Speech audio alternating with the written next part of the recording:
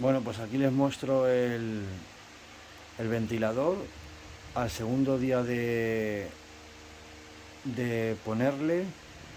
No giraba, bueno, cuando me llegó no giraba y al segundo día dejó de dar aire. Es decir, aquí se lo muestro, nada, nada y nada. Y aquí está enchufado, como lo pueden ver. Es decir, está enchufado y nada, ni para adelante ni para atrás. Es decir, ya es que ni funciona.